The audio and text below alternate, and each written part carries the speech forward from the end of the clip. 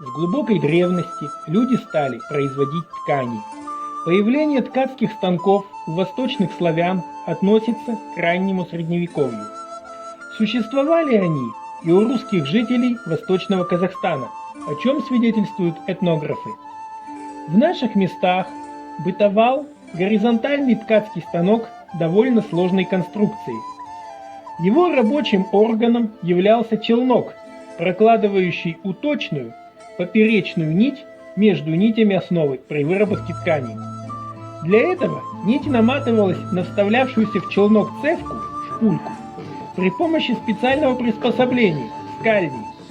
Оно состояло из горизонтального бруса, доски, а иногда ящичка около 50 см длиной, двух вертикальных стоек, укрепленных в брусе, доске или ящичке.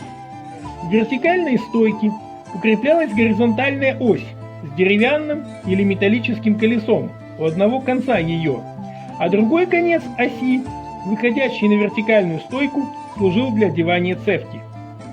Устройство челнока в принципе простое и обусловило его функциональным предназначением. Вырезанный из цельного куска дерева, он имеет узкие концы и тонкие широкие боковые стенки, как настоящий челнок для плавания. В центре имеется открытое сверху и снизу пустое пространство, в которое вставлялась цевка на металлической спице или деревянной палочке.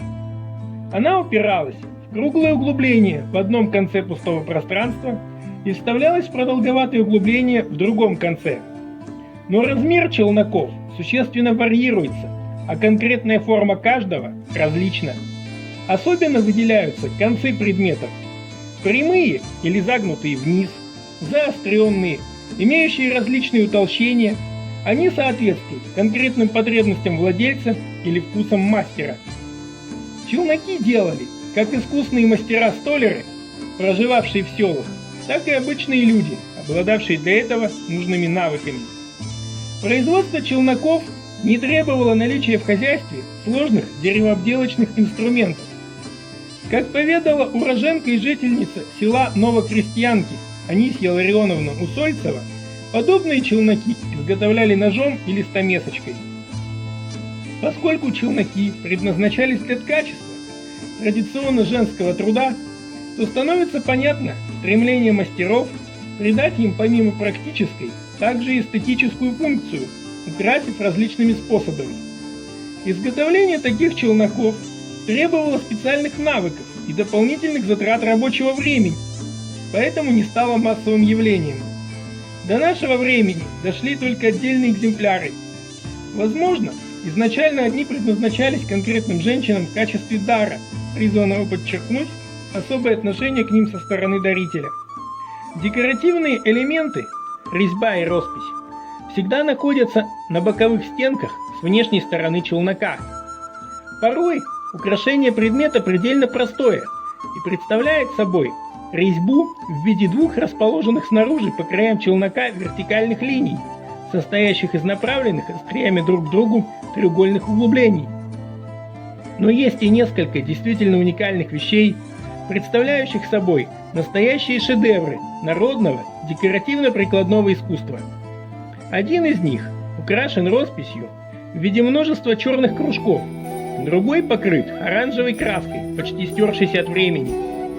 К сожалению, плохая сохранность росписи в этих двух случаях не позволяет сделать определенных выводов по поводу ее характера и сюжета.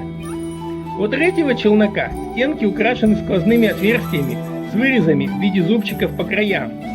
Также имеется челнок, декорированный резным геометрическим орнаментом, дополнительно покрытым оранжевой краской.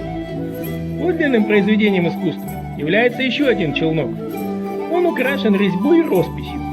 Посередине шестилепестковый цветок, а по краям от него два состоящих из треугольных углублений полукружья, в центре которых помещен диагональный крест.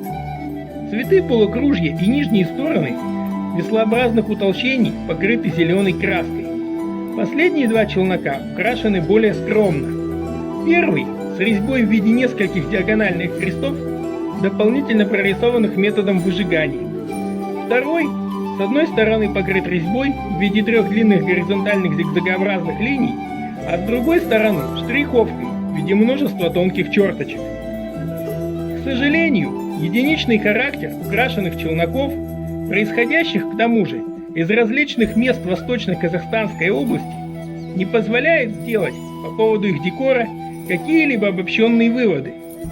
Можно только сказать, что конкретно его характер может значительно различаться в зависимости от вкусов изготовителя или потребителя, но бесспорно соответствует художественным традициям местного населения.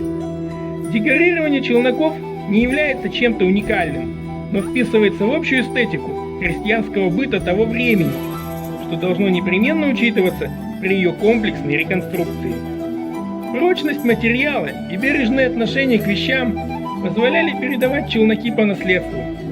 Предметы, передававшиеся из поколения в поколение, теперь заняли достойное место в коллекции музея-заповедника.